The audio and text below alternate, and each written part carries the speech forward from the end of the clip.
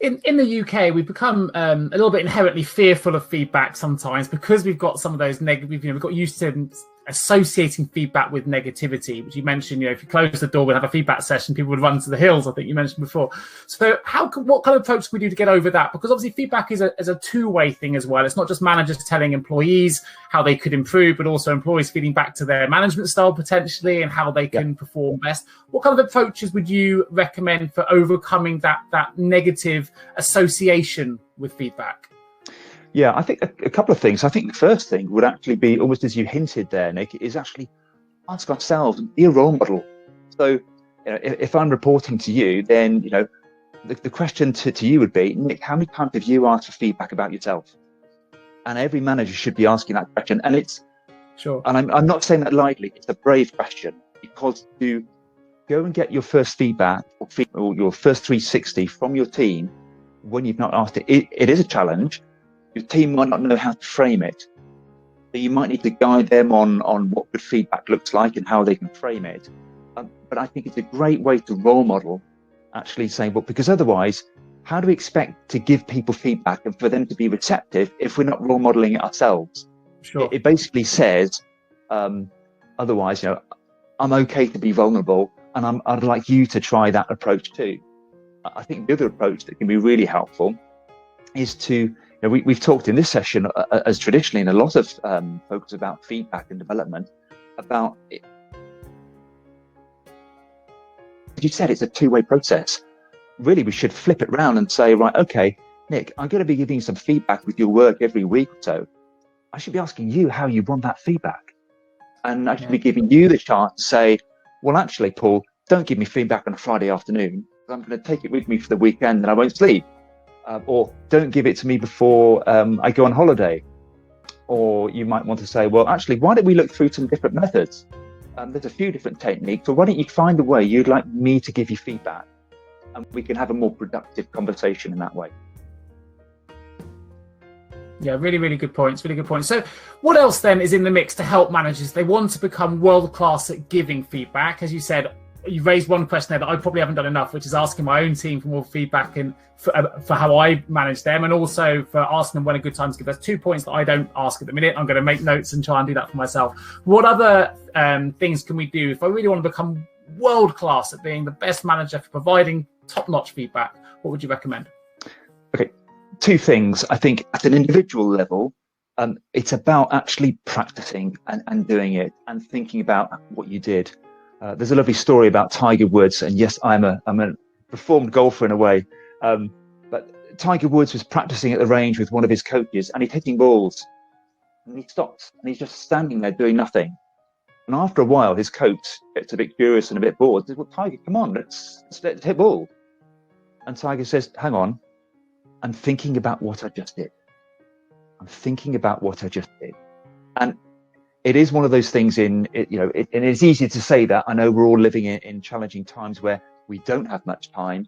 We are time poor, but that is the thing that can make the difference. If I would say there's a difference between, we could know a million techniques of feedback, but actually there'd be no value in that. Far better to have one technique and practice it and work on it. And I would also say, get feedback from your team on how do they feel about the feedback you're giving. And at an organizational level, I think there's lots of tools that can help us get insights around that. So it could be our employee engagement tool that we're using.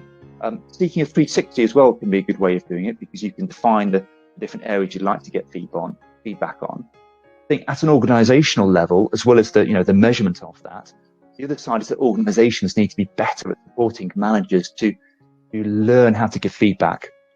And that is allowing them to play with content. But viewing content isn't enough. It's something you've got to practice, you've got to play with.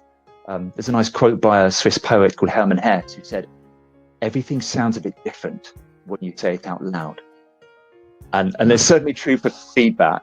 So I would always recommend creating situations organizationally where managers can practice, ideally with peers of a fairly similar level, and practice actual situations in a really confidential and safe place. So it does need some skilled facilitation and guidance, but that is the best way to practice out loud, get feedback. And I think perhaps the one last element of that I would share is the feedback exercises, which I've used over the years, and it actually came from a delegate who shared it with me, and I dreadfully stole their idea since.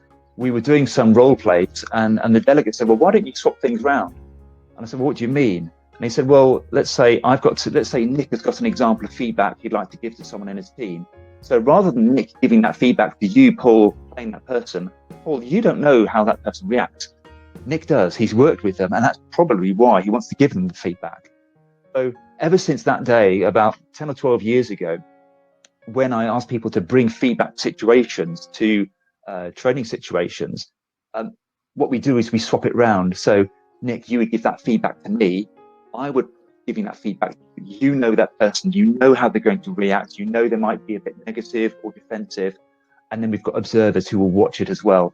So creating perhaps groups of 3, inverted feedback, debriefing, and making it easy and safe. So you don't have to nail it first go. You can stop if you feel uncomfortable or not sure what to say. Someone else can jump in or give you a hint. So it's about making it easy for people to practice as well. And actually, that makes it quite fun as well. And arguably, you mentioned, now practice is a great thing to do. Arguably, in lockdown, with the likes of Zoom and other softwares that are out there, MS Teams and things like that, you can kind of connect with our managers quickly, more easy than ever, in secure environments, to practice that before we even give it either to our employees, and to really have a bit of one-to-one time to practice our technique. So, lockdown is challenging, but actually it's throwing up new ways of working that can be beneficial for that kind of practicing technique that you mentioned. Yeah, absolutely. And I think it's about working with that and asking employees, so how can we do this differently? Employees and team members, they will have their own ideas and brilliant ideas about how we can do feedback differently. So I would, encourage them to come up with their own creative ideas and leverage that.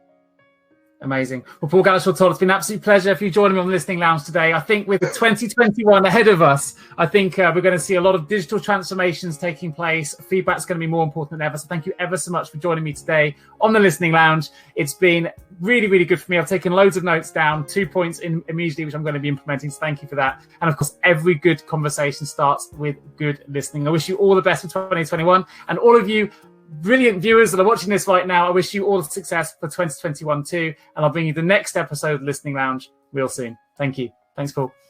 Thank you, Nick.